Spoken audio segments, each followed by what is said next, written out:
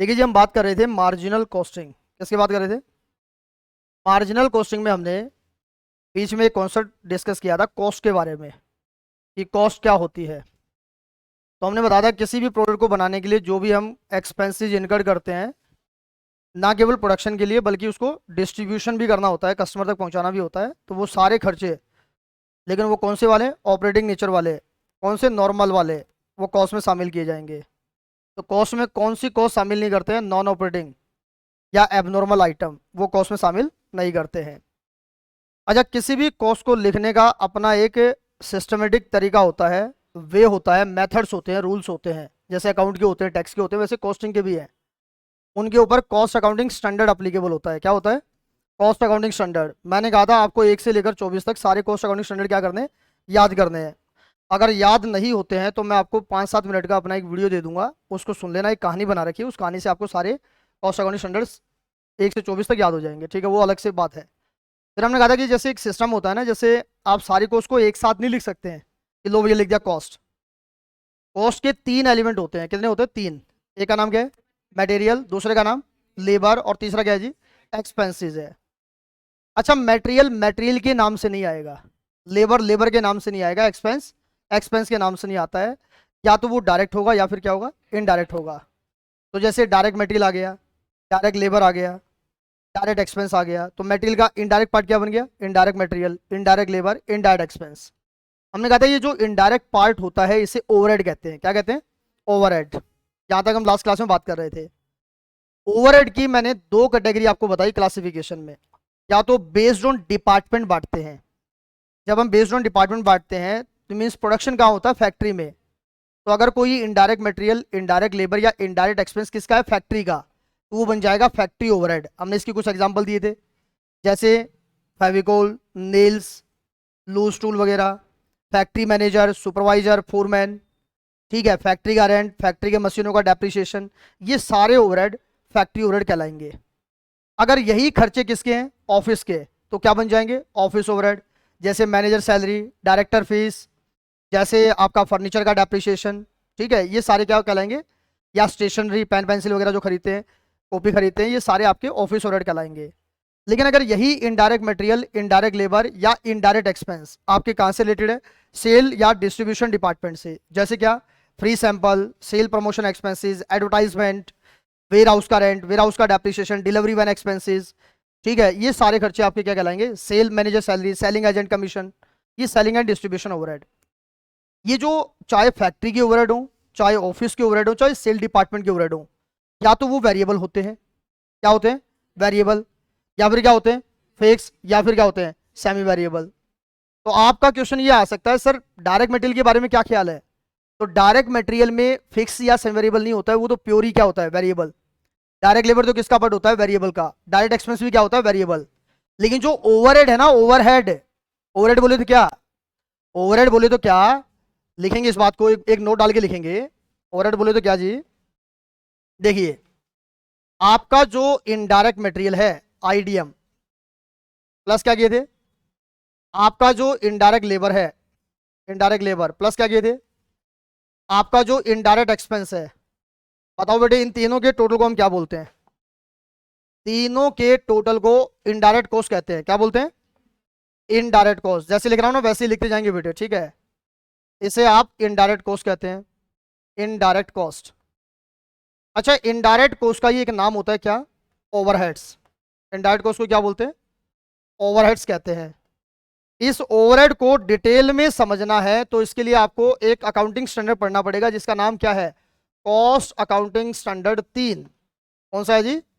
Cost accounting standard 3, CS3 में discuss करेंगे। लेकिन हमारा चैप्टर है मार्जिनल कॉस्टिंग, उसमें भी तो डायरेक्ट मटेरियल आ सकता है, उसमें तो डायरेक्ट लेबर आ सकता है, इनडायरेक्ट आ सकता है। तो उसे कैसे समझेंगे? हमने कहा कि ये जो आपके ओवरहेड होते हैं ना, या तो ये फैक्ट्री के होंगे। अगर ये फैक्ट्री के हैं तो क्या बन जाते हैं? फैक्ट्री ओवरहेड्स बन जाते हैं। या फिर क्या होंगे बेटे आपके? ऑफिस के होंगे तो ये क्या बन जाते हैं? ऑफिस ओवरहेड बन जाते हैं। पूरा नाम होता है ऑफिस एंड एडमिनिस्ट्रेशन। और अगर ये सेल डिपार्टमेंट के तो क्या बन जाते हैं? ये आपके सेलिंग एंड डिस्ट्रीब्यूशन। मैं एक बार शॉर्टकट में सेलिंग ओवरहेड लिख रहा हूं, लेकिन पूरा नाम क्या है? Selling and distribution overhead. ठीक है, लास्ट क्लास में हमने यहां तक आपके साथ डिस्कस कर लिया था। फिर मैं आपसे ये कहने जा रहा था कि भाई आपका चाहे फैक्ट्री का ओवरहेड हो, फैक्ट्री का ओवरहेड बोले तो क्या, indirect material, indirect labour, indirect expenses factory का, वही ऑफिस का या फिर सेल डिपार्टमेंट का। फर्दर में अकॉर्डिंग टू नेचर या बिहेवियर इसको हम कितने पार्ट्स में बांटते हैं, 3 पार्ट्स में डिवाइड किया जाता है। क्या, एक तो होगा आपका वेरिएबल ओवरहेड्स, या तो ये क्या होगा, वेरिएबल ओवरहेड्स होगा। अच्छा वेरिएबल ओवरहेड कौन सा, वेरिएबल फैक्ट्री ओवरहेड, शॉर्टकट में लिख रहा हूं वेरिएबल फैक्ट्री ओवरहेड, या फिर variable office and administration overhead, या फिर क्या बेटे, variable selling and, variable selling and distribution overhead, variable selling and distribution. आपका फैक्ट्री वाला जो ओवरहेड है वही वेरिएबल हो सकता है, ऑफिस वाला भी हो सकता है और सेलिंग वाला भी हो सकता है। दोबारा सुन लीजिए क्या बोला मैंने, आपका जो ओवरहेड होता है बेटे, ओवरहेड क्या, नाम तो बताना पड़ेगा ना किसके ओवरहेड की बात कर रहे हो आप। हमने कहा जी फैक्ट्री ओवरहेड, तो वो क्या हो सकता है, वेरिएबल।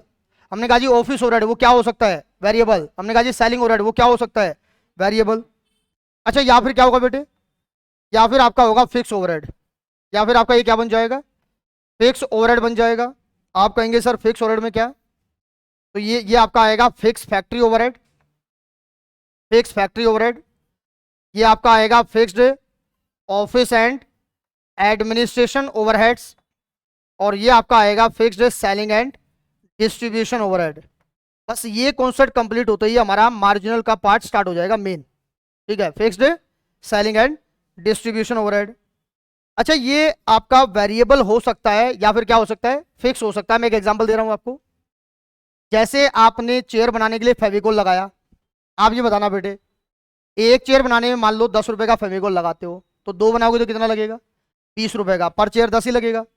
और 1000 चेयर बनाओगे तो क्या लग जाएगा, 10,000 का, और ज्यादा बनाओगे तो और ज्यादा। ये फिक्स है या वेरिएबल हुआ, वेरिएबल हुआ। प्रोडक्शन के हिसाब से अगर किसी कॉस्ट में चेंज आता है तो वो तो वेरिएबल होता है। आप मुझे बताइए फेविकोल क्या डायरेक्ट मटेरियल होता है, नहीं, इनडायरेक्ट मटेरियल होता है। अगर वो इनडायरेक्ट मटेरियल है तो क्या बन गया, ओवरहेड। तो वो ओवरहेड किसका है, अगर फैक्ट्री में यूज हुआ है तो फैक्ट्री का ओवरहेड, ऑफिस में यूज हुआ है तो ऑफिस का ओवरहेड, लेकिन है क्या, वेरिएबल। लेकिन वही अगर हम रेंट की बात करें, किसकी बात करें, रेंट, तो फैक्ट्री बिल्डिंग का रेंट हो सकता है, ऑफिस की बिल्डिंग का रेंट हो सकता है, या वेयर हाउस का रेंट हो सकता है। तो रेंट क्या होता है, फिक्स ओवरहेड होता है, फिक्स होता है ना, फिक्स। तो वो फैक्ट्री का भी हो सकता है, ऑफिस का भी, या सेल डिपार्टमेंट का भी। तो तीनों का फिक्स आपका ओवरहेड दिखाई दे सकता है। अगर हम बात करें इलेक्ट्रिसिटी चार्जेस की, किसकी बात करें, बिजली के बिल की, पानी के बिल की, या रिपेयर एंड मेंटेनेंस की, आपने देखा होगा बिजली के बिल का क्या नेचर है। वो ये कहते हैं भाई 200 रुपए पर मंथ तो आएगा ही आएगा, आप कंज्यूम करो बिजली या मत करो, सरकार क्या बोलती है, 200 रुपए पर मंथ तो हम आपसे लेंगे लेंगे। तो क्या ये 200 रुपए में, क्या ज्यादा कंजम्पशन करने पर ज्यादा या कम करने पर कम होगा क्या, या 200 आएगा ही आएगा, 200 तो आएगा ही आएगा, ये है फिक्स नेचर। फिर उन्होंने कहा कि अगर आप 1 यूनिट कंज्यूम करते हो तो पर यूनिट 10 रुपए भी लेंगे। तो मान लो आपने 500 यूनिट कंज्यूम किया तो 200 रुपए तो आना ही है, 500 का 10 रुपए के हिसाब से कितना हुआ, 5000, तो बिल कितना आएगा, 5200। और अगर आप मान लो 600 यूनिट कंज्यूम करते हो तो 6000 प्लस 200, 6200 बन जाएगा। और अगर आप 700 क्वांटिटी कंज्यूम करते हो तो 700 इंटू 10, 7000 प्लस 200 बन जाएगा। इसका मतलब ये हो गया सेमी वेरिएबल। क्या हो गया, इसमें वेरिएबल का भी नेचर होता है और फिक्स का भी नेचर होता है। तो ओवरहेड आपका क्या हो सकता है, ओवरहेड आपका सेमी वेरिएबल हो सकता है। ओवरहेड आपका क्या हो सकता है बेटे, सेमी वेरिएबल ओवरहेड।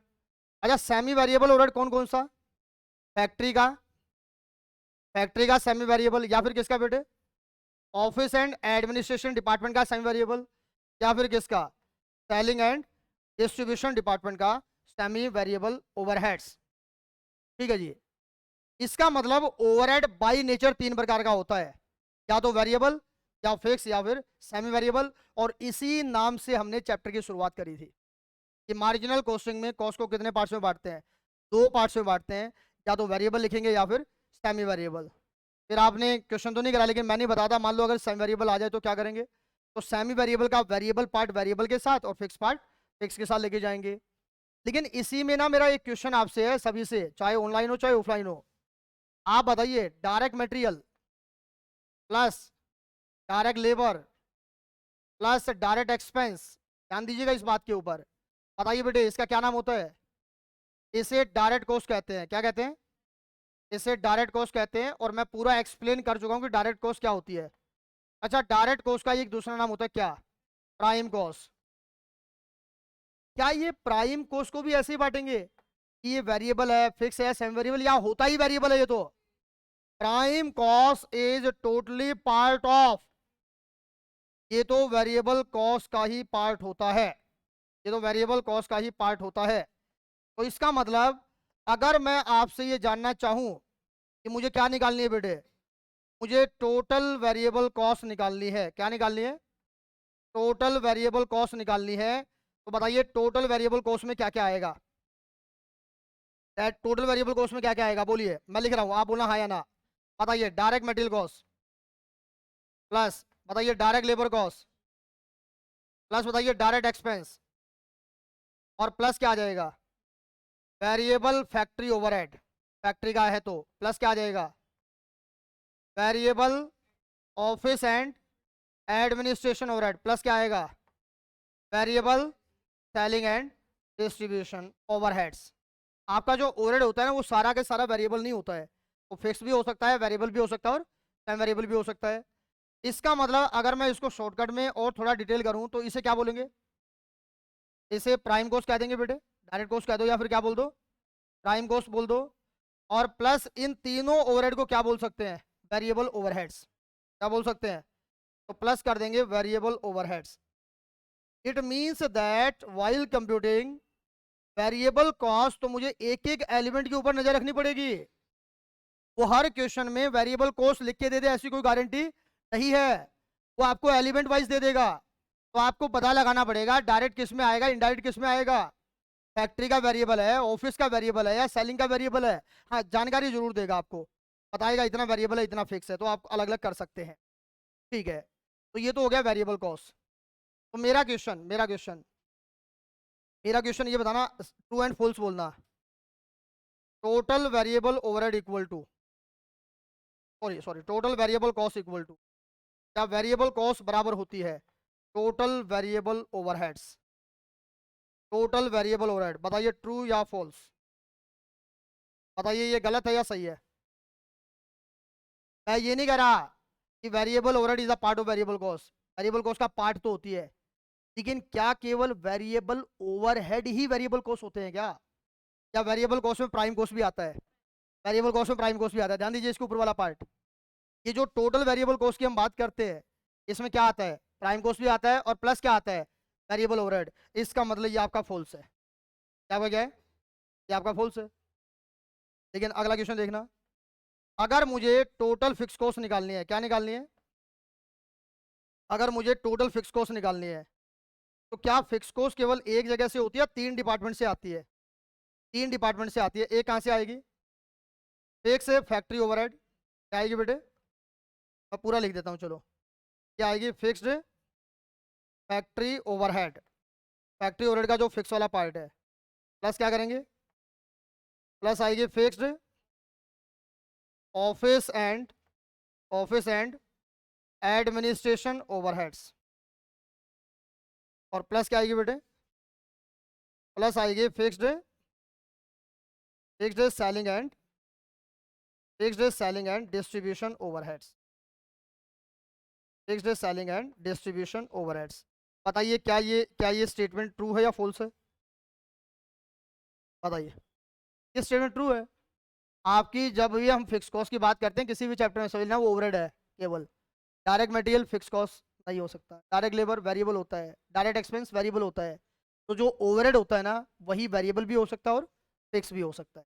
तो ये हमारा कॉन्सेप्ट यहाँ पर कंप्लीट हुआ है, what is variable cost and what is fix cost. ठीक है, अब हम चैप्टर में थोड़ा आगे बढ़ने जा रहे हैं। अच्छा, मुझे बताना एक बात, ये नोट करो, पहले एक बार नोट करो। किसी ने पास वाला रिवाइज नहीं किया है तो कोई बात नहीं, पहले रिवाइज कर लेना, फिर ये वाली बात सारी समझ में आपको आ जाएगी। आप भी रजिस्टर ओपन कर लेना भाई, तो मांग लो पेज।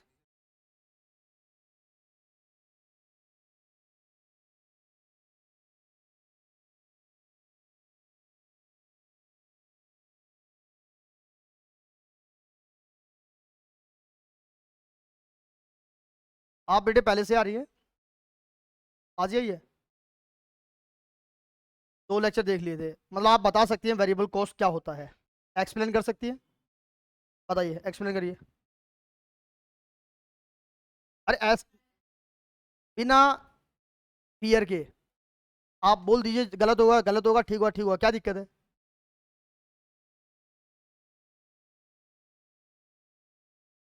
हाँ पर यूनिट तो हमेशा सेम होती है, टोटल में प्रोडक्शन के हिसाब से टोटल में चेंज आएगा, बस यही बोलना होता है, यही बोलना होता है। आप बोलिए फिक्स के बारे में।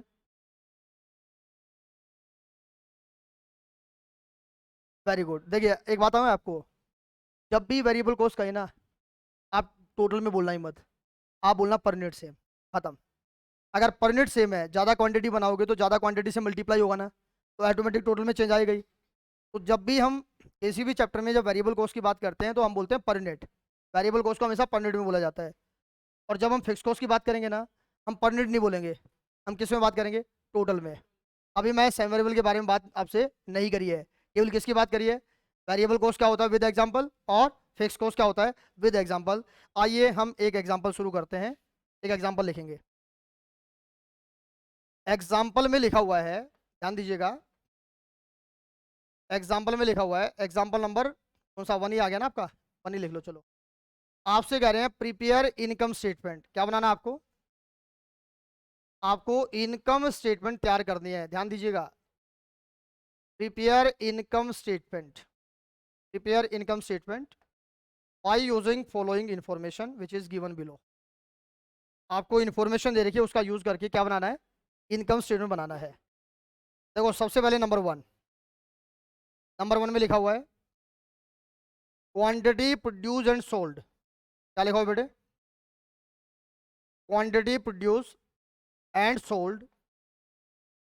मान लीजिए डेटा आपको दे रखा है 10,000 यूनिट्स का, किसका दे रखा है, 10,000 यूनिट्स बनाकर आप बेचते हैं। अच्छा जब आपकी quantity produce and sold equal होती है ना, तो इसका मतलब समझिएगा कोई क्लोजिंग स्टॉक नहीं होगा। तो अभी हमें किसी क्लोजिंग या ओपनिंग स्टॉक की बात ही नहीं कर रहा आपके साथ, धीरे धीरे आएगा, बाद में बात करेंगे। अच्छा नंबर टू में आपको कॉस्ट डेटा दे रखा है, क्या दे रखा है, कॉस्ट डेटा दे रखा है, कॉस्ट डेटा, ध्यान दीजिएगा कॉस्ट डेटा। अच्छा कॉस्ट डेटा में आपको दे रखा है direct material cost, direct material cost per unit, 1 unit को बनाने की मटेरियल कॉस्ट दे रखी है 10 रुपये, 10 रुपये पर यूनिट दे रखी है। फिर आपको दे रखा है डायरेक्ट लेबर कॉस्ट, क्या दे रखा है, डायरेक्ट लेबर कॉस्ट पर यूनिट दे रखा है, मान लीजिए 5 रुपये, 1 यूनिट को बनाने की डायरेक्ट लेबर कॉस्ट 5 रुपये है। देन आपको दे रखा है डायरेक्ट एक्सपेंस, डायरेक्ट एक्सपेंस आपको पर यूनिट दे रखा है, मान लीजिए ये 2 रुपये दे रखा है, ये आपको 2 रुपये दे रखा है। वेरिएबल ओवरहेड्स, वेरिएबल ओवरहेड्स, अच्छा वेरिएबल ओवरहेड भी आपको पर यूनिट दे रखा है, मान लीजिए ये आपको दे रखा है 3 रुपये, वेरिएबल ओवरहेड 3 रुपये दे रखा है, 3 रुपये दे रखा है, 3 रुपये, कितना हो गया ये, 15, 17, 20 रुपये। अच्छा आपको जो फिक्स कॉस्ट दे रखी है, फिक्स कॉस्ट ध्यान दीजिएगा कैसे दे रखी है, फिक्स ओवरहेड के नाम पे दे रखी है, फिक्स ओवरहेड। अच्छा फिक्स ओवरहेड आपको दे रखे हैं ₹40,000, 40,000 के दे रखे हैं, 40,000। आपका जो सेल प्राइस पर यूनिट दे रखा है, सेल प्राइस पर यूनिट, जब आप अपना प्रोडक्ट सेल करते हैं तो सेल प्राइस पर यूनिट मान लीजिए आपको दे रखा है, ये आपको दे रखा है 50 रुपये पर यूनिट, क्या दे रखा है, 50 रुपये पर यूनिट आपको सेल प्राइस दे रखा है।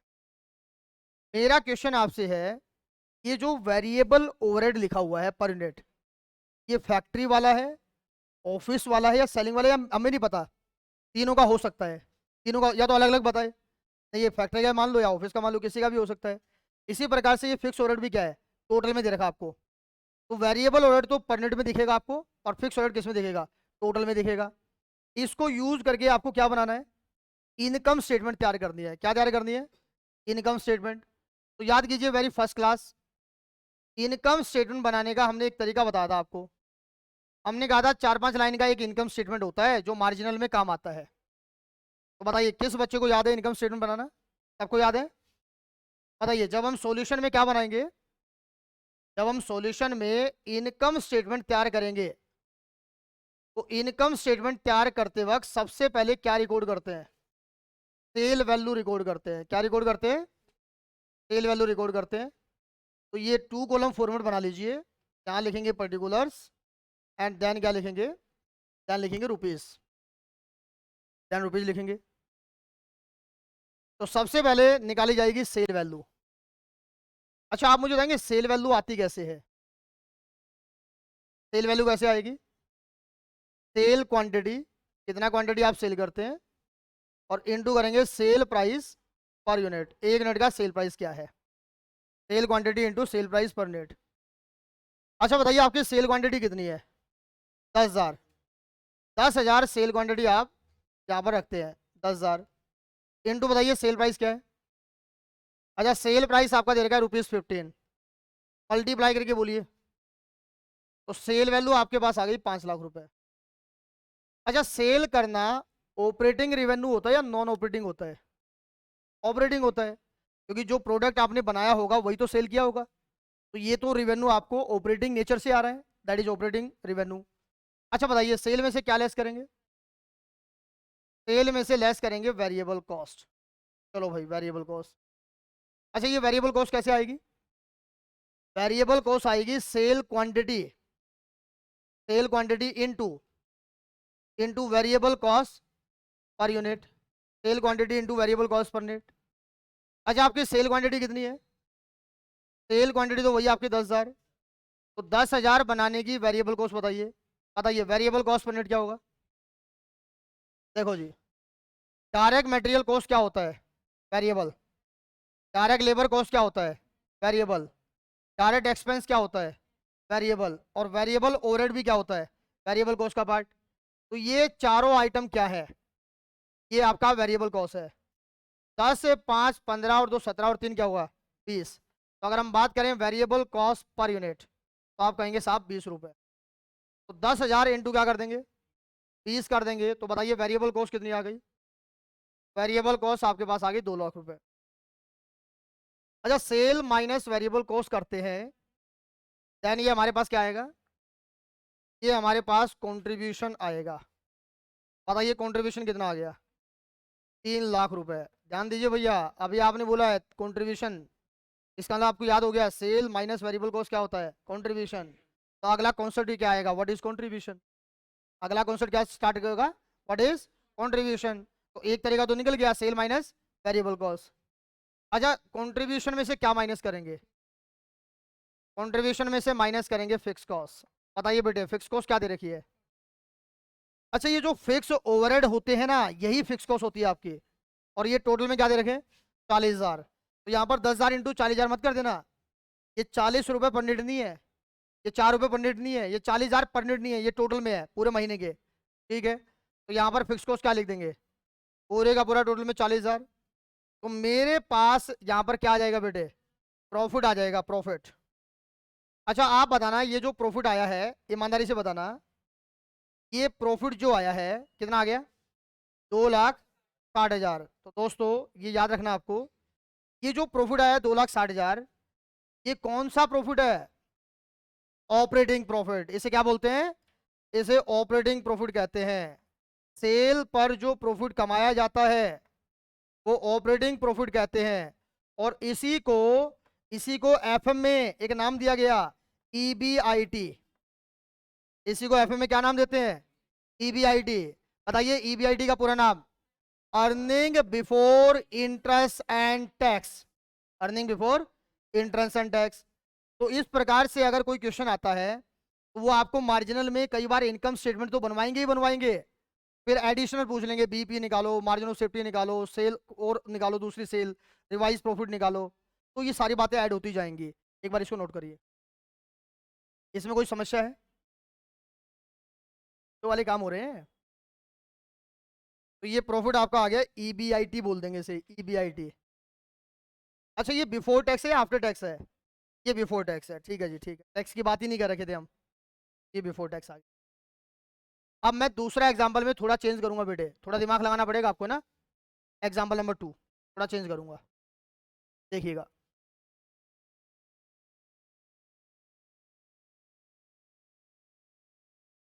एग्जाम्पल नंबर 2 में देखिए क्या कह रहे हैं। डायरेक्ट मटेरियल कॉस्ट और डेटा आपको यहाँ पर पर यूनिट में दे रखा है। किसमें दे रखा है? पर यूनिट में। डायरेक्ट मटेरियल कॉस्ट दे रखा है आपको 20 रुपए पर यूनिट। क्या दे रखा है? 20 रुपए। Direct labour cost, direct labour cost दे रखा है आपको यहाँ पर 10 रुपए per unit. Direct expenses, direct expense भी आपको पर यूनिट दे रखा है, ये मान लीजिए 5 रुपए पर यूनिट। अच्छा बताइए इन तीनों का टोटल क्या होता है बेटे? ये होता है प्राइम कॉस्ट पर यूनिट। क्या होता है बेटे? Direct material, direct labour, direct expenses को प्राइम कॉस्ट कहते हैं। तो ये आपका प्राइम कॉस्ट पर यूनिट आ गया कितना? 35। बेटे ये prime cost it is a part of the variable cost. हमेशा किसका पार्ट होता है? वेरिएबल कॉस्ट का। तो ये हमारा पहला पॉइंट दे रखा है एग्जाम्पल के अंदर। ठीक है, आइए नेक्स्ट पॉइंट। नेक्स्ट पॉइंट आपसे ये कहते हैं, इन्होंने आपको वेरिएबल ओवरहेड दे दिया। क्या दे दिया? और ध्यान दीजिएगा आपके बारे वो कैसे लिख रहे हैं, वेरिएबल ओवरहेड पर यूनिट। तो एक तो इन्होंने आपको दे दिया फैक्ट्री ओवरहेड का वेरिएबल पार्ट, वेरिएबल के नीचे लिखा हुआ है, ध्यान दीजिएगा फैक्ट्री ओवरहेड। तो ये आपको दे दिया 4 रुपए पर यूनिट। फिर उन्होंने आपको दे दिया office and administration overheads, office and administration overhead. ये मान लीजिए आपको दे दिया 2 रुपए पर यूनिट, ये आपको 2 रुपए पर यूनिट दे दिया। और ध्यान दीजिएगा सेलिंग एंड डिस्ट्रीब्यूशन ओवरहेड नहीं दे रखा। ये ना यहाँ पर इन्होंने मिसिंग कर रखा है। क्या कर रखा है? ये यहाँ पर मिसिंग कर रखा है। ठीक है, मेरे को नहीं पता होगा या नहीं होगा, जीरो होगा या हो भी सकता है। सेलिंग एंड डिस्ट्रीब्यूशन में क्या लिख दिया, या तो लिखेगा ही नहीं या उन्होंने इग्नोर कर दिया, इसको मिसिंग कर दिया। ठीक है, देखिए अगर मैं इसका टोटल करूं तो कितना बनता है? 6 रुपये बनता है। 35 में ऐड करें तो कितना बनता है? 41। इन्होंने ना एक पॉइंट चालाकी करके क्या दे दिया आपको, इन्होंने लिख दिया वेरिएबल कॉस्ट पर यूनिट। क्या लिख के दे दिया आपको? इन्होंने लिख के दे दिया वेरिएबल कॉस्ट पर यूनिट। और दोस्तों वेरिएबल कॉस्ट पर यूनिट इन्होंने दे दिया ₹45। 45 रुपए की वेरिएबल कॉस्ट दे दी, वेरिएबल कॉस्ट पर यूनिट 45 रुपए। ठीक है, अच्छा नेक्स्ट पॉइंट में इन्होंने लिखा production quantity, production and sale quantity. अच्छा प्रोडक्शन एंड सेल क्वांटिटी अब की बार इन्होंने आपको दिया है 1000 यूनिट्स। क्या दिया है? 1000 यूनिट का आप प्रोडक्शन एंड सेल करते हैं। तो अगर आप प्रोडक्शन एंड सेल करेंगे ना तो किसी ना किसी प्राइस पे सेल करेंगे, तो आपको सेल प्राइस दे रखा है, सेल प्राइस। तो सेल प्राइस पर यूनिट इन्होंने आपको दे दिया ₹60। 60 रुपए का सेल प्राइस है। कितने रुपए का है? 60 रुपए का सेल प्राइस है। और इन्होंने आपको फिक्स कॉस्ट दे दिया टोटल में, यहाँ पर लिख के दे रहे हैं टोटल फिक्स कॉस्ट। और बेटे यहाँ पर जो इन्होंने टोटल फिक्स कॉस्ट दिया है ना, ये मान लीजिए आपको दे दिया रुपीज 5000 मान लेते हैं, 5000 का आपको इन्होंने फिक्स कॉस्ट दे दिया। ठीक है, अच्छा ये कौन सी वाली फिक्स कॉस्ट है, ऑपरेटिंग फिक्स कॉस्ट या नॉन ऑपरेटिंग? ऑपरेटिंग। याद रखना जब भी फिक्स कॉस्ट की बात करेंगे तो कौन सी बात करेंगे? ऑपरेटिंग।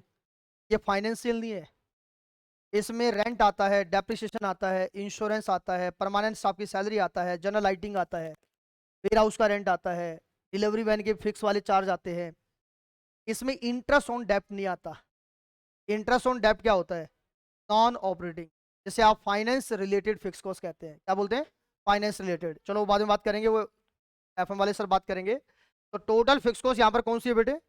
याद रखना ये ऑपरेटिंग फिक्स कॉस्ट होती है। कौन सी होती है कॉस्टिंग के अंदर? कॉस्टिंग में जब भी हम फिक्स कॉस्ट की बात करेंगे ना बेटे, तो हमारा बिजनेस चलाने वाली, फाइनेंस को अरेंज करने वाली नहीं है, फाइनेंस को अरेंज करने वाली नहीं, कौन सी? बिजनेस को चलाने वाली फिक्स कॉस्ट ली जाती है, ऑपरेटिंग फिक्स कॉस्ट कहते हैं।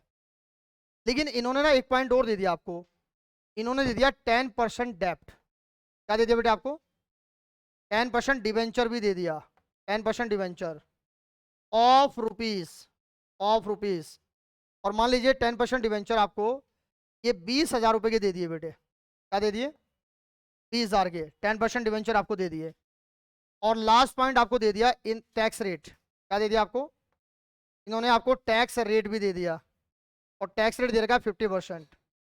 आपसे कह रहे हैं प्रिपेयर इनकम स्टेटमेंट। क्या बनानी है आपको? Prepare income statement, income statement बनाइए, prepare income statement, prepare income statement. अच्छा, चैप्टर कौन सा पढ़ रहे हैं?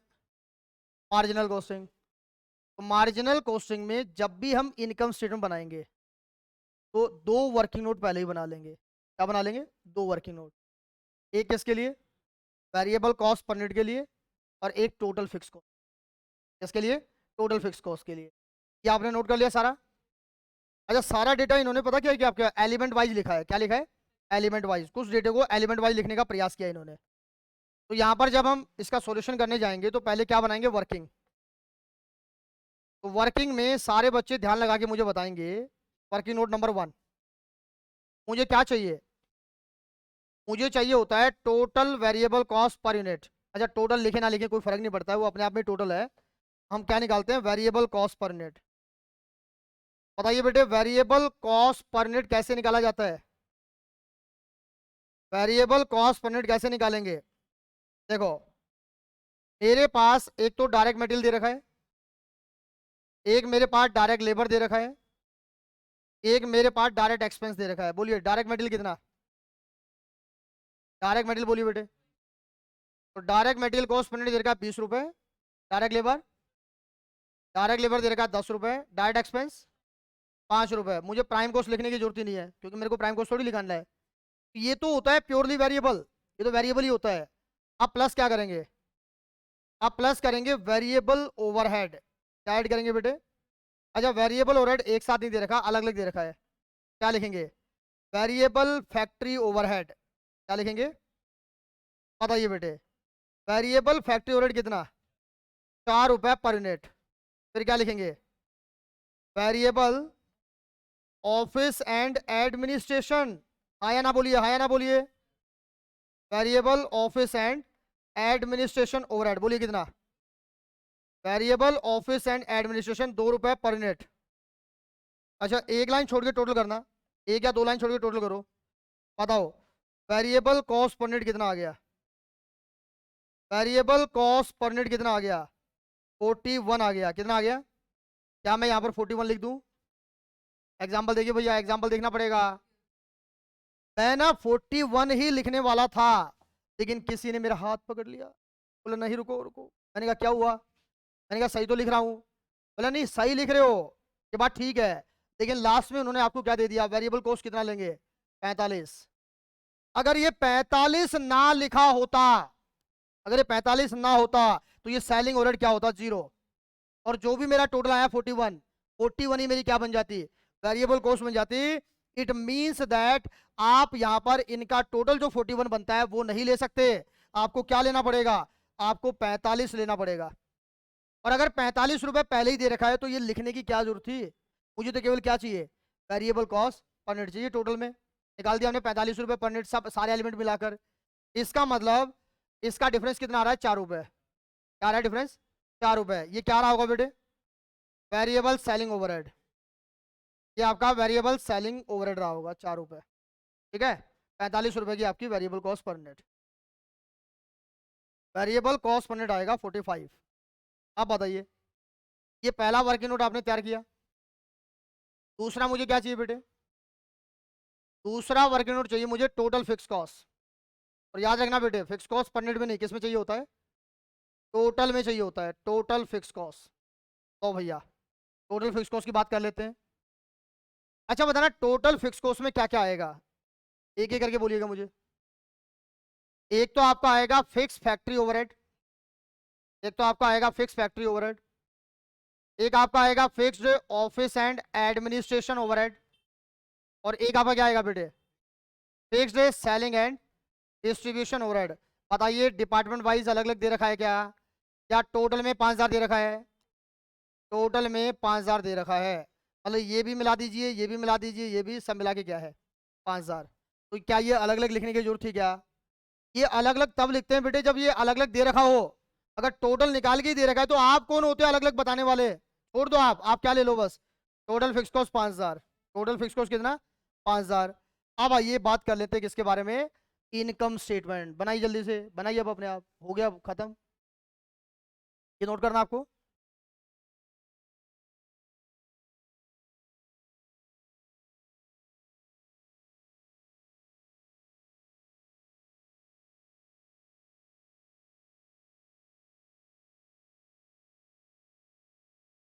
आइए, ये तो वर्किंग नोट का पार्ट था बेटे, आप सॉल्यूशन का पार्ट करते हैं। ध्यान दीजिएगा एक बार सॉल्यूशन की तरफ। ये आपका है सॉल्यूशन। बताइए क्या बनाना है आपको? Income statement. अच्छा, बेसिकली इनकम स्टेटमेंट का पर्पस क्या होता है? कॉस्ट एंड प्रॉफिट का स्टेटमेंट। ठीक है बेटे, कॉस्ट दिखाना फिर प्रॉफिट निकालना। अच्छा, प्रॉफिट कैसे निकलेगा? सेल वैल्यू लिखनी पड़ेगी पहले। बताइए आपकी सेल वैल्यू कितनी? हाँ, sale quantity 1000, sale quantity 1000 into selling price 60 रुपये, कुल मिला के कितना हुआ? 60,000 रुपये का सेल वैल्यू। अच्छा, सेल में से क्या लेस करते हैं? Variable cost. अच्छा, मैं वर्किंग नोट बना चुका हूँ, क्या एलिमेंट वाइज दिखाऊं या टोटल में 45 उठा लूँ? तो भाई मटेरियल लेबर दोबारा लिख के दिखाओ, क्या सेंस बनेगी? वर्किंग नोट बन चुका है। तो आप बोलिए, एक यूनिट को बनाने के 45 रुपए की वेरिएबल कॉस्ट आती है, तो 1000 अगर बनाएंगे तो 45,000 रुपए की वेरिएबल कॉस्ट आएगी। तो बेटा एक बार आप अपना दिमाग का यूज करो और कोई मुझे बताओ, अगर कोई आपसे पूछे टोटल वेरिएबल कॉस्ट कैसे निकालते हैं, तो आप क्या कहेंगे? Quantity into variable cost per unit. Total sale value कैसे निकालते हैं? क्वांटिटी इनटू सेल प्राइस पर नेट। अगर आपको वैल्यू दे दे तो आप पर नेट भी निकाल सकते हैं क्वांटिटी से डिवाइड करके। ठीक है, तो ये फॉर्मूले हम डिटेल करेंगे इनको, कि टोटल से पर नेट कैसे निकालेंगे, पर नेट से टोटल कैसे जाएंगे। अच्छा, सेल माइनस वेरिएबल कॉस्ट, बताइए क्या आ गया? कॉन्ट्रीब्यूशन। कॉन्ट्रीब्यूशन अभी आपने बोला कितना? 15,000 रुपए का। आप बताओ बेटे, कॉन्ट्रीब्यूशन में से क्या लेस करेंगे? तो यहां से लेस करेंगे फिक्स कॉस्ट।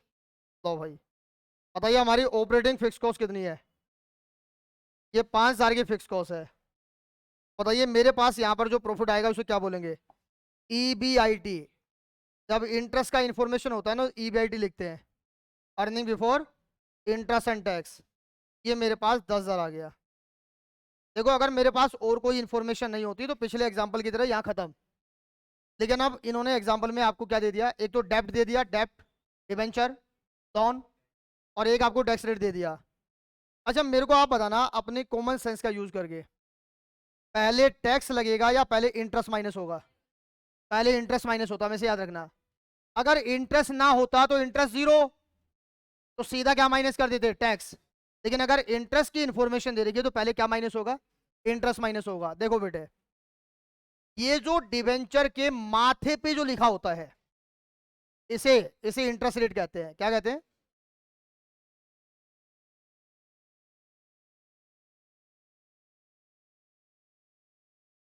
ठीक है, क्या कह रहे हैं बेटे?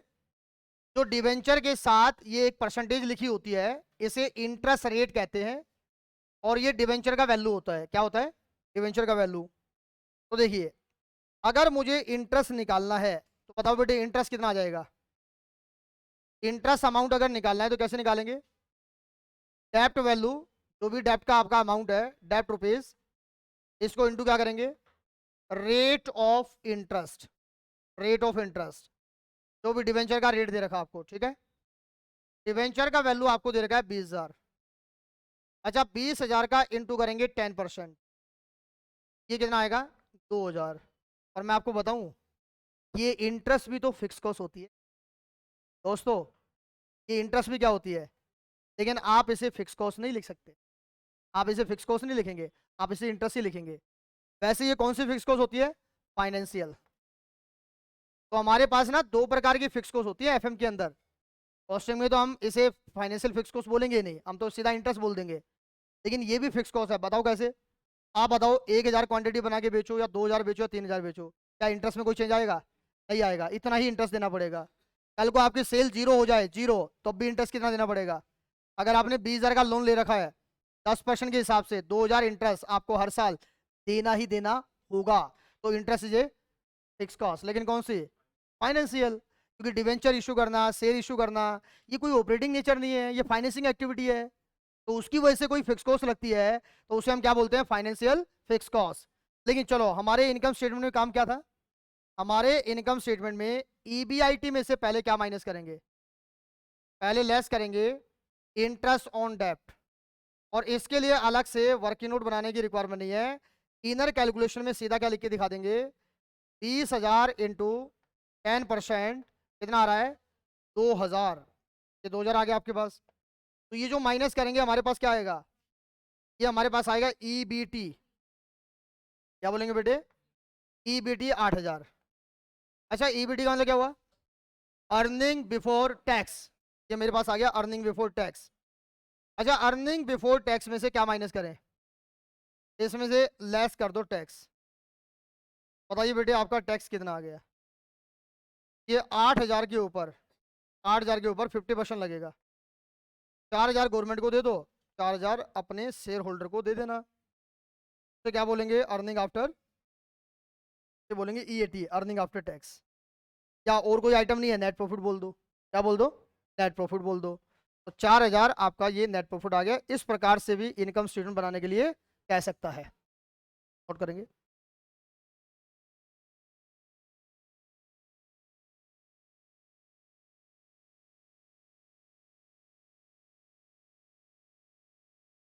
आपको पता है कौन सा पॉइंट चल रहा था, कॉस्ट।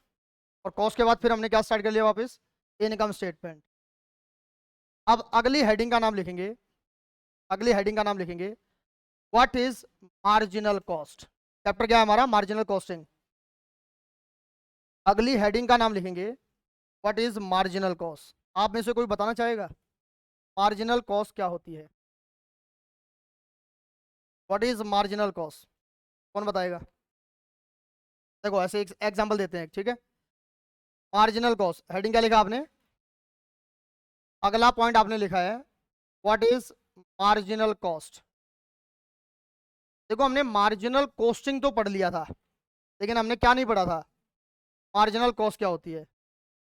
अच्छा याद है मार्जिनल कॉस्टिंग क्या होती है, टेक्निक, टेक्निक ऑफ कॉस्टिंग। इसका क्या यूज होता है फॉर डिसीजन मेकिंग। इसके लिए यूज करते हैं, यूज फॉर डिसीजन मेकिंग। कौन कौन, मैनेजरियल डिसीजन मेकिंग, जो मैनेजर लेवल पे मैनेजर होते हैं ना, लोअर लेवल से ऊपर, मिडिल लेवल और टॉप मैनेजर, वो लोग क्या करते हैं, डिसीजन लेते हैं। तो डिसीजन लेने के लिए एक टेक्निक यूज करते हैं जिसे मार्जिनल कॉस्टिंग कहते हैं। और उस मार्जिनल कॉस्टिंग में टोटल कॉस्ट को दो पार्ट्स में बांटते हैं, वेरिएबल और फिक्स, वेरिएबल और फिक्स। उसी में एक बात आती है भाई, मार्जिनल कॉस्टिंग तो ठीक है लेकिन मार्जिनल कॉस्ट क्या है, what is marginal cost. Example देखिएगा, इसको ना आपको साफ साफ एग्जांपल से समझ में आएगा। एक लाइन बोलूंगा पूरा कॉन्सेप्ट कंप्लीट होगा, एक लाइन में कॉन्सेप्ट कंप्लीट करेंगे लेकिन एग्जांपल के साथ। देखिए जैसे मान लीजिए सबसे पहले लिखा है प्रोडक्शन एंड सेल क्वांटिटी। क्या लिखा हुआ है, प्रोडक्शन एंड सेल क्वांटिटी, साथ साथ लिखते जाएंगे बेटे। प्रोडक्शन एंड सेल क्वांटिटी आपके सामने है, प्रोडक्शन एंड सेल क्वांटिटी। देखो जैसे मान लो अभी आप 100 यूनिट का प्रोडक्शन कर रहे हो, किसका कर रहे हो, 100 यूनिट बना रहे हो और सेल कर रहे हो। कल को आपका मन ये भी तो हो सकता है ना, चलो यार थोड़ी सी ज़्यादा क्वांटिटी बना लें। अगर मान लो आप 1 यूनिट ही ज़्यादा बनाने लग जाओ, अभी आप क्या बना रहे हो, 101 यूनिट, क्या बना रहे हो, 101 यूनिट बना रहे हो, 101 यूनिट। और यहाँ लिखेंगे एक कॉलम में डिफरेंस, क्या देख लेंगे, डिफरेंस देख लेंगे। ये डिफरेंस लिखना नहीं है आपको, केवल मैं अपने समझाने के लिए लिख रहा हूँ, आपको बस इतना लिखना है। अच्छा आपके पास ना डेटा जो होता है, कुछ डेटा तो आपको पर यूनिट में मिलेगा, किस में मिलेगा, पर यूनिट। आप किस में कन्वर्ट कर लेंगे, टोटल में। अच्छा टोटल का मतलब होता है रुपीज़ में, ठीक है, अमाउंट में। इसी प्रकार से यहाँ पर भी क्या लिखेंगे, पर यूनिट, और यहाँ पर क्या कन्वर्ट कर लेंगे, टोटल रुपीज़, टोटल रुपीज़ में कन्वर्ट कर लेंगे। तो ये एक प्रकार से आपका फॉर्मेट बन गया, ये फॉर्मेट आपको यूज़ करना है। ये पर यूनिट का कॉलम टोटल, अकॉर्डिंगली यहाँ पर भी क्या है, पर यूनिट एंड, सबसे पहले आपने क्या लिखा, production and sale quantity, production and sale quantity. आप मुझे बताइए, आप मुझे बताइए, मैं इसमें सबसे पहले ये इनकम स्टेटमेंट है, क्या है ये अपन इनकम स्टेटमेंट बना रहे हैं। सबसे पहले क्या लिखते हैं, सबसे पहले सेल लिखते हैं, सबसे पहले सेल लिखते हैं। मान लो हमको सेल प्राइस दे रखा है 10 रुपए। सेल प्राइस क्या दे रखा है? 10 रुपए। बताइए करंट लेवल पर प्रेजेंट में, ये है प्रेजेंट डेटा और ये क्या है? Propose data. आप और नया काम करने चाहते हो, ठीक है। बताइए अगर 1 यूनिट का सेल प्राइस 10 रुपए है तो बताइए 100 यूनिट का सेल प्राइस क्या होगा? 1000 रुपए। कैसे निकाला? Sale quantity into sale price, ठीक है। अच्छा सेल में से लेस क्या करते हैं? Variable cost. इसने बोला वेरिएबल कॉस्ट माइनस करते हैं इनकम स्टेटमेंट ने, क्योंकि सेल में से पहले क्या माइनस होगा। तो आपके मन में ये क्वेश्चन नहीं आया कि सर पहले फिक्स कॉस्ट क्यों नहीं माइनस किया, वेरिएबल कॉस्ट ही क्यों माइनस करते हैं? तो इसका एक आंसर तो है भाई, सेल में से पहले वेरिएबल कॉस्ट ही माइनस होगा, क्योंकि आपका स्टडी मटेरियल कह रहा है। तो ये तो है फालतू की बकवास बात। क्यों इंस्टीट्यूट ने ये क्यों नहीं कहा कि पहले फिक्स कॉस्ट माइनस करो? इसका ना एक वैलिड रीजन है, थोड़ा सा आप जाइएगा। आप सेल किस पे निकालते हो? सेल का संबंध किससे होता है? क्वांटिटी से। किससे संबंध होता है? क्योंकि ज़्यादा क्वांटिटी बेचोगे तो ज़्यादा सेल आएगी और कम बेचोगे तो कम आएगी। और कल को अगर एक भी क्वांटिटी नहीं बेची, सेल क्या हो जाएगी? 0। तो सेल का संबंध क्वांटिटी से होता है और वेरिएबल कॉस्ट का संबंध भी किससे होता है? क्वांटिटी से। वेरिएबल कॉस्ट का संबंध भी किससे होता है? जैसे मान लो 1 यूनिट को बनाने की वेरिएबल कॉस्ट क्या है? 6 रुपए।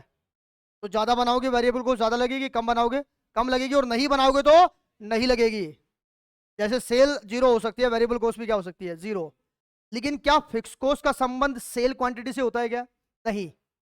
ठीक है, वो आप प्रोडक्शन करोगे, सेल करोगे तभी फिक्स कॉस्ट लगी है, लेकिन आपने फिक्स कॉस्ट लगा दी और कल को मान लो मार्केट में डिमांड नहीं आई, एक भी क्वांटिटी नहीं बेच पाए, तो क्या फिक्स कॉस्ट नहीं लगेगी? तब भी लगेगी। ज्यादा क्वांटिटी बेचोगे तब भी उतनी रहेगी, कम बेचोगे तब भी उतनी रहेगी। इसका मतलब fix cost is not directly related to sale quantity, but variable cost is directly related to sale quantity. तो भैया जिसका संबंध डायरेक्टली नजर आ रहा है पहले उसकी बात कर लो। आप पहले फिक्स कॉस्ट को माइनस करोगे, पहले किसको माइनस करो? सेल वैल्यू को। सेल में से किसको माइनस करो? वेरिएबल कॉस्ट को।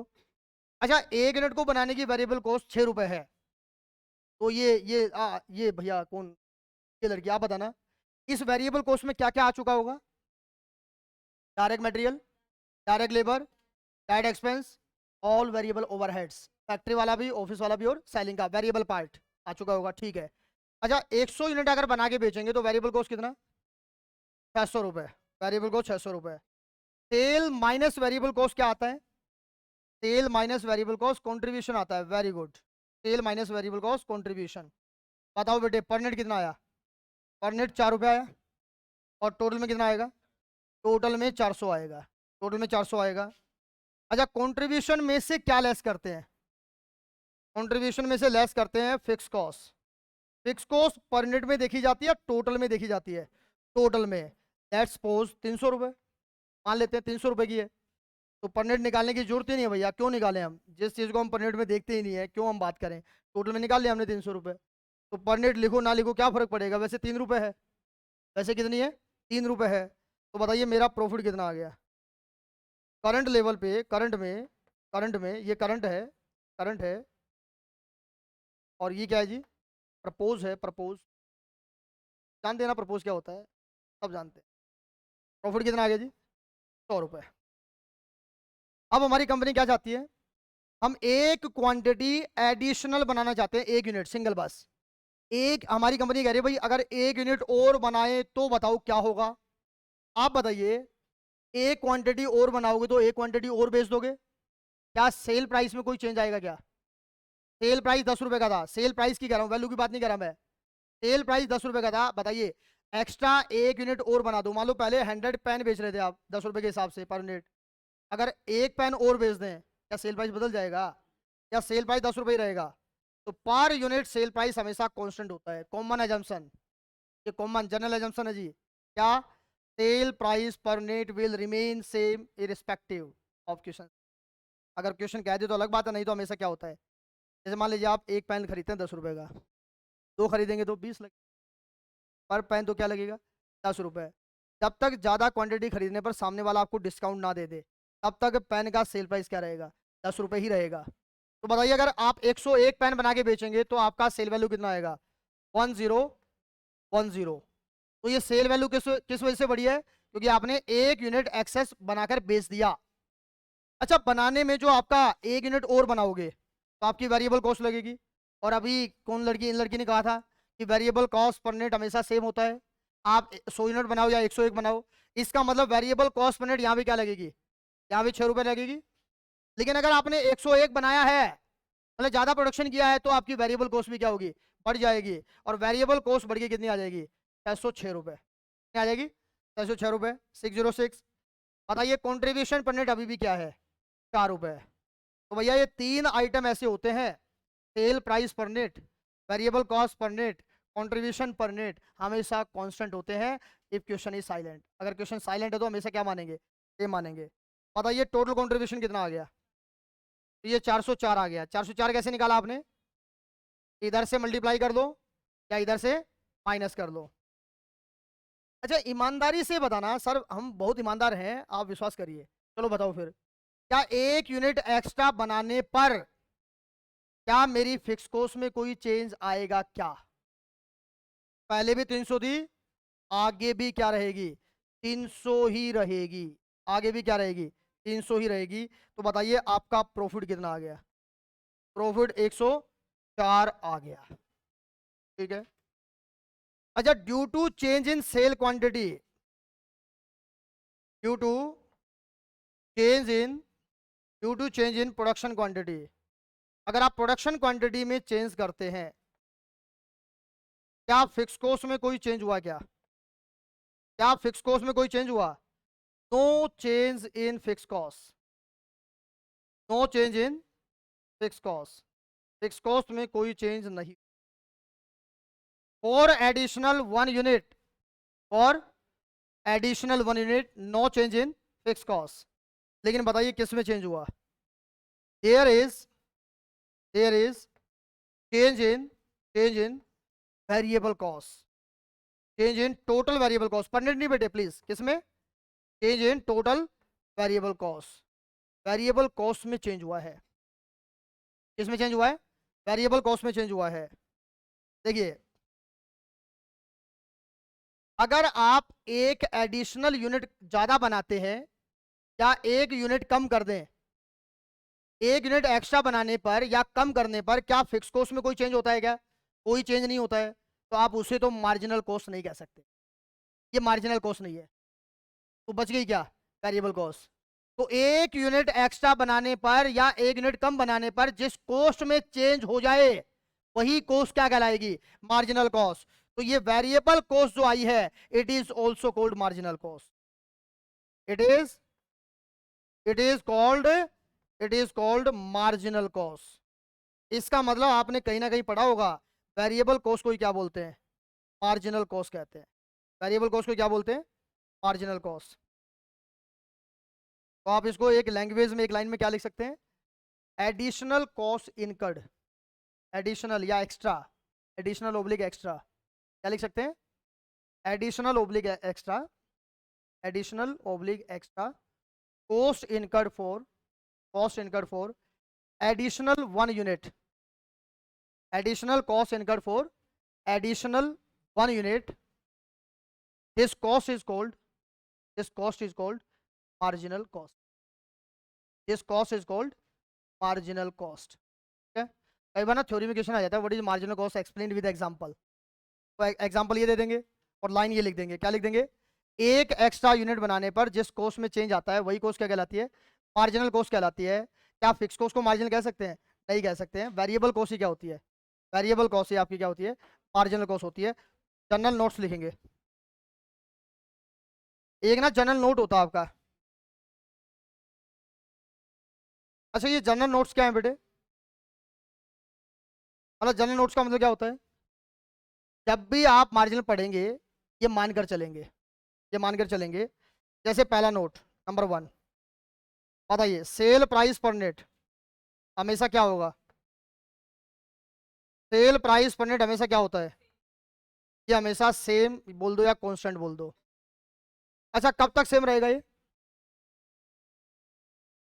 जब तक वो चेंज करने के लिए ना कहे। जैसे सेल प्राइस 10 रुपये है, 20 है, 30 है, तो वो हमेशा ही ज़्यादा बेच लो, कम बेच लो, इस साल बेचो, अगले साल बेचो, जब तक वो चेंज करने के लिए नहीं बोलेगा चेंज नहीं होगा।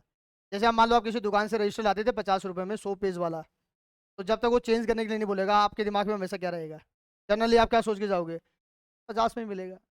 और जैसे आप दुकान में गए, होने वाला नहीं भैया, 10% बढ़ गया, प्राइस बढ़ गया है, क्योंकि पीछे से पेजेस की कॉस्ट क्या हो गई, बढ़ गई। तो प्राइस अगर चेंज करे तो बता दो, नहीं तो हम क्या मान के चलेंगे, सेम मान के चलेंगे। नंबर 2, वेरिएबल कॉस्ट पर unit. Variable cost per unit क्या मान के चलेंगे, इसे भी कांस्टेंट मान के चलेंगे। क्या मान के चलेंगे, कांस्टेंट बोले तो सेम सेम मान के चलेंगे। अच्छा, सेल प्राइस वेरिएबल कॉस्ट अगर सेम रहेगा तो कंट्रीब्यूशन पर यूनिट भी क्या होगा, याद रखना भैया। सेल प्राइस अगर सेम है, variable cost per unit same है, तो भैया दोनों का डिफरेंस ही तो कंट्रीब्यूशन होता है। तो कंट्रीब्यूशन पर यूनिट भी हमेशा क्या होगा, ये भी आपका सेम रहेगा at all level, at all level and in all years. अच्छा, ये तीन चीज तो पर यूनिट में देखी जाती हैं कॉमनली, लेकिन फिक्स कॉस्ट किस में देखी जाएगी, टोटल। फिक्स कॉस्ट किस में देखी जाएगी, टोटल फिक्स कॉस्ट। आपकी फिक्स कॉस्ट इन टोटल, आप क्या बोल सकते हैं, fix cost in total will remain same. Fix cost total में सेम रहेगा। भैया इसको बॉक्स में डाल दो, पूरे मार्जिनल कॉस्टिंग में ये पॉइंट आपको हिला के रख देंगे। जो एडवांस क्वेश्चन है ना, इन्हीं में चेंज कराएंगे। अगले साल ये हो गया तो ये हो जाएगा, आप बताओ क्या करोगे। फिक्स कॉस्ट में चेंज हो गया तो बताओ आप क्या करोगे। सेल प्राइस में चेंज कर दें, वेरिएबल कॉस्ट में चेंज नहीं हुआ, तो ये आपको, ये जनरल नोट 4 नोट आपको याद रहने चाहिए। लास्ट एग्जाम्पल करा रहा हूँ, उसका आंसर आपको देना है, मैं नहीं करूँगा। देख लेंगे यहाँ पर आपको कितना समझ में आया है, ठीक है। लास्ट एग्जाम्पल, लास्ट एग्जाम्पल क्या आ गया जी, देखिए डेटा क्या दे रखा है, ध्यान दीजिएगा। देखिए आपको प्रेजेंट डेटा दे रखा है, क्या दे रखा है, अच्छा प्रेजेंट डेटा कहते हैं या करंट डेटा कहते हैं,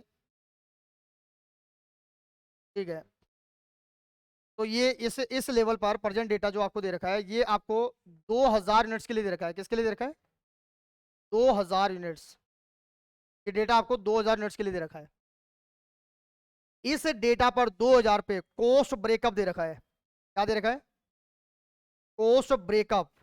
ब्रेकअप समझते क्या होता है, क्या, ब्रेकअप की बात नहीं कर रहा, कॉस्ट ब्रेकअप की बात कर रहा हूँ। कॉस्ट ब्रेकअप का मतलब होता है, देखो एक तो मैं बोल दूं टोटल कॉस्ट 12 रुपए, अब आपको नहीं सर ब्रेकअप करके बताओ, मेटेरियल कितना, लेबर कितना, ओवरहेड कितना। तो जब एलिमेंट वाइज देते ना, उससे बोलते हैं कॉस्ट ब्रेकअप। तो कॉस्ट ब्रेकअप में क्या लिखा है इन्होंने, वेरिएबल कॉस्ट। क्या लिखा बेटे, वेरिएबल कॉस्ट, ये आपको दे रखा है पर यूनिट।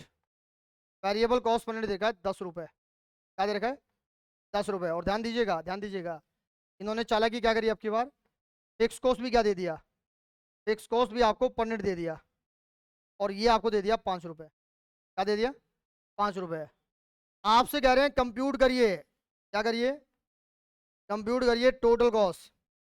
क्या निकालना है आपको, total cost for, total cost for 1000 units, 2000 units and 5000 units. इन तीन लेवल पे टोटल कॉस्ट निकालनी है आपको। आज 1000 के लिए, 2000 के लिए और 5000 के लिए। अच्छा, टोटल कॉस्ट में कौन सी कॉस्ट आती है, दोनों, वेरिएबल प्लस फिक्स, दोनों को जब ऐड कर देंगे तो क्या बनेगी, टोटल कॉस्ट। अच्छा, ये टोटल कॉस्ट पर यूनिट पूछा है या टोटल में पूछा है, टोटल में। टोटल कॉस्ट पर यूनिट नहीं बोला है, क्या बोला है, टोटल कॉस्ट निकाली है, मतलब वो टोटल अमाउंट की बात कर रहा है, रुपीज में निकालना है आपको। अच्छा, इसको समझने के लिए ना आपको क्या देखना होता है, आपको जो ये कॉस्ट का ब्रेकअप दे रखा है, ये कौन से लेवल पे दे रखा है, 2000 पे, तो इसे बोलते हैं कॉस्ट ब्रेकअप लेवल। इसे क्या बोलते हैं, इसे बोलते हैं the level eight which cost breakup is given. किस लेवल पे दे रखा है, 2000 पे, तो इस 2000 को बोलते हैं बस्टेड क्वांटिटी। क्या बोलते हैं, बस्टेड क्वांटिटी या गिवन क्वांटिटी या प्रेजेंट क्वांटिटी या करंट क्वांटिटी, किसी भी नाम से जान लीजिए। अब आप ये बताइए, जो कॉस्ट जिस लेवल पे दे रखी है पहले उस पे निकालें या जो नई लेवल पे पूछा उस पे निकालें, बताओ ना। जिस पे दे रखी है पहले उसकी बात करो ना भाई, जिस पे आपको कॉस्ट का ब्रेकअप दे रखा है। तो बताओ पहले कॉस्ट का ब्रेकअप किस पे दे रखा है, 2000 यूनिट्स पे, 2000 यूनिट्स पे। फिर किस पे निकाल देंगे, 1000 पे। और फिर किस पे निकाल देंगे, 5000 पे। क्या दिक्कत है जी, कोई दिक्कत है क्या इसमें, पहले जो भी कॉस्ट जिस लेवल पे दे रखी है आप उस पे उसका समाधान कर लो, और बाद में आप जाना किसी दूसरे लेवल पे। बताइए, टोटल कॉस्ट निकालने के लिए एक आपके पास दे रखी है पर यूनिट, फिर किस में चेक कर लेंगे, टोटल में चेक कर लेंगे, यहाँ भी क्या लिखेंगे, पर यूनिट, और किस में चेक कर लेंगे, टोटल में। देन यहाँ लिखेंगे पर यूनिट एंड यहाँ पर क्या लिख देंगे, टोटल। अच्छा, कई बार बच्चों के मन में आता है सर ये पर यूनिट वाला कॉलम लिखना जरूरी है क्या? जरूरी नहीं है, लेकिन मैं बेटा डेटा समझा रहा हूँ आपको। अभी हम केवल समझने की बात कर रहे हैं, अभी हम ये नहीं बता रहे कि एग्जाम में कैसे करना है, बाद में बताएंगे। बताइए, अगर मुझे टोटल कॉस्ट निकालनी है, पहले क्या निकालनी पड़ेगी? Variable cost. दोस्तों बताओ वेरिएबल कॉस्ट कितना है? वेरिएबल कॉस्ट कितना है? 10 रुपये पर यूनिट। और मेरा लेवल कौन सा है? 2000 का। ठीक है, क्या लिखा? 10 रुपये पर यूनिट। बताओ टोटल में कितना आ गया? कैसे आया? 2000 इंटू 10, आपने लिखा 20,000। ठीक है, 20,000 आ जाएगा, कोई दिक्कत नहीं, आ जाएगा। अब नंबर 2 में क्या लिखेंगे? Fix cost. अच्छा, मेरे को फिक्स कॉस्ट पर यूनिट कितनी दे रखी है? 5 रुपये। 5 रुपये लिखो, मैंने 5 लिख दिया। मेरा गिवन लेवल है ये है गिवन लेवल। क्या है ये? गिवन लेवल, जिस पे कॉस्ट का डेटा गिवन था। अच्छा, इंटू 2000 करेंगे, कितना आएगा? 10,000। तो गिवन लेवल पर मेरी कॉस्ट कितनी है? गिवन लेवल पर मेरी टोटल कॉस्ट आ रही है, पर यूनिट में मत दिखाना, पर यूनिट में मत दिखाना, मैं नहीं देखना चाह रहा अभी। टोटल आ रही है 30,000। कितनी आ रही है? 30,000। ठीक है, अगर मान लो कल को मैं 2000 नहीं बनाता हूँ, मैं 1000 ही बनाता हूँ, तो बताइए मेरी वेरिएबल कॉस्ट पर यूनिट कितनी लगेगी? वेरिएबल कॉस्ट 10 रुपये पर यूनिट ही लगेगी, है ना? और अगर 5000 बनाऊँ तो भी 10 रुपये पर यूनिट ही लगेगी। तो बताइए यहाँ पर टोटल कितना आया? 10,000। और यहाँ पर कितना आया? यहाँ पर आया 50,000। यहाँ पर आया 50,000। मार्जिनल कॉस्टिंग में ज़्यादातर बच्चे इसी पॉइंट में गलती करते हैं। ठीक है जी, बहुत सारे क्वेश्चन में ये पॉइंट आपको मिलेगा। वो कई बार ना आपको क्या करेंगे, फिक्स कॉस्ट टोटल में देंगे नहीं, पर यूनिट में देंगे। आपने क्या करा, यहाँ पर 5 रुपये पर यूनिट है, बताओ क्या यहाँ भी 5 रुपये पर यूनिट होगा? क्या यहाँ भी 5 रुपये पर यूनिट होगा क्या? एक बार लिखना मत। अगर मैं यहाँ 5 रुपये पर यूनिट लिख दूँ तो 1000 इंटू 5 कितना होगा? 5,000। और यहाँ 5,000 इंटू 5 कितना होगा? 25,000। तो आप मुझे बताइए, जो ट्रीटमेंट आपने इसके साथ किया वही इसके साथ किया, तो दोनों अलग अलग कैसे हो गए? जब ट्रीटमेंट आप दोनों को उसका सेम कर रहे हो, एक को वेरिएबल बोल रहे हो, दूसरे को फिक्स बोल रहे हो, ये तो गलत है। अगर दोनों का नाम अलग है तो उसका ट्रीटमेंट भी क्या होगा? अलग होगा। भाई वेरिएबल कोस्ट का नेचर अलग है, फिक्स कोस्ट का नेचर अलग है। वेरिएबल कोस्ट में कहा था पर यूनिट सेम होगा, फिक्स कोस्ट में कब कहा था पर यूनिट सेम होगा? इसका मतलब पर यूनिट में 5 नहीं आएगा। पर यूनिट में 5 नहीं आएगा तो ये 5,000 और 25,000 भी नहीं आएगा। तो इसका मतलब क्या होता है? इसका मतलब ये होता है कि फिक्स कॉस्ट अगर आपको पर यूनिट में दे रखा है, 2 लाइन छोड़ के लिखना, 2 लाइन छोड़ के लिखेंगे। If in the question, if in the question, अगर क्वेश्चन में, किसी भी क्वेश्चन में, ठीक है, if in the question fix cost is given per unit basis, आपको फिक्स कॉस्ट कैसे दे रखा है? पर यूनिट के हिसाब से। If in the question fix cost is given per unit basis, comma अगली लाइन में लिखेंगे। अगर किसी क्वेश्चन में आपको फिक्स कॉस्ट क्या दे रखा है? Per unit. क्या दे रखा है? पर यूनिट दे रखा है। Then we will calculate, then we will calculate total fix cost. तब हम पहले ही क्या निकाल लेंगे? टोटल फिक्स कॉस्ट निकाल लेंगे। अब मेरे पास 3 लेवल है, एक 2000 का लेवल जो जिस पे डेटा गिवन था, एक 5000 का लेवल जिस पे मुझे कैलकुलेट करना है, एक 1000 का लेवल जिस पे कैलकुलेट करना है। तो बताइए टोटल फिक्स कॉस्ट किस पे निकालूंगा? गिवन लेवल पे या आने वाले लेवल पे? गिवन लेवल पे। Then we will calculate total fix cost at given busted level. Then we will calculate total fix cost at given busted level. अच्छा, गिवन बस्टेड लेवल का मतलब क्या हुआ? Given cost breakup level. Bracket में क्या लिख सकते हैं? Given cost breakup level. इसका मतलब क्या हुआ सर? अरे जिस लेवल पे वो 5 रुपए पर यूनिट दे रखा था उस पे 5 रुपए पर यूनिट कैसे आता है? Fix cost, total fix cost divide by total quantity, ऐसे ही आता है ना। अरे आपको फिक्स कॉस्ट पर यूनिट निकालना है दोस्तों, क्या बात कर रहे हैं आप? अगर आपको फिक्स कॉस्ट पर यूनिट निकालना है तो कैसे निकला होगा? Total fix cost divide by total quantity. और ये आपको कितना दे रखा है? 5। ये कितना दे रखा है? 5। तो ये कौन सी क्वांटिटी पे दे रखा है? 5, 2000 पे, 2000 पे। तो अगर मेरे को ये 2000 दे रखा है, ये 2000 दे रखा है, तो मुझे अगर टोटल निकालना है तो 5 इंटू क्या करूंगा, 2000 ही तो करूंगा।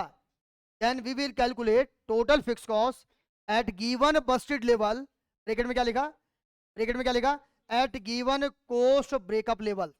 ठीक है जी। तो जिस लेवल पर आपको फिक्स कॉस्ट पर यूनिट दे रखा है, उसी लेवल पे किस में निकाल लो, टोटल में निकाल लो। आगे लिखना अगली लाइन में, once the fix cost is calculated, once the, जब एक बार, once the, once the fixed cost is calculated in total, once the fixed cost is calculated in total at given level, at given level, अगर आप एक बार fix cost उसी level पे जिसपे वो दे रखी है टोटल में निकाल लेते हैं, once the fixed cost is calculated in total at given level, after that it will remain same, after that it will remain same at all production level, after that it will remain same at all production level, after that it will remain same at all production level। अब बात बताइए मुझे, आपको data किस पे दे रखा था, 2000 पे, 2000 पे आपने किस पे कितना निकाल लिया, 10,000। आप बताओ 1000 बनाओगे तब भी कितना लगेगा, 10,000 लगेगा, और 5000 बनाओगे तब भी कितना लगेगा, अगर आप 5000 बनाओगे तब भी 10,000 लगेगा, जब तक इसमें चेंज करने के लिए ना कहे। तो टोटल कॉस्ट कितनी आ गई, 20,000, और इनकी कितनी आ गई, 60,000। चलिए आज के लिए इतना ही, इतना रिवाइज करके आइएगा। अगली क्लास में पहले हम सेमी वेरिएबल का ट्रीटमेंट सीखेंगे और फिर चैप्टर को आगे बढ़ाएंगे। Thank you. किसी को कोई पॉइंट समझ में नहीं आया है तो एक बार आप मेरे से पूछ ले। ऑनलाइन बेटे बात समझ में आई, चलिए ठीक है, थैंक यू, धन्यवाद।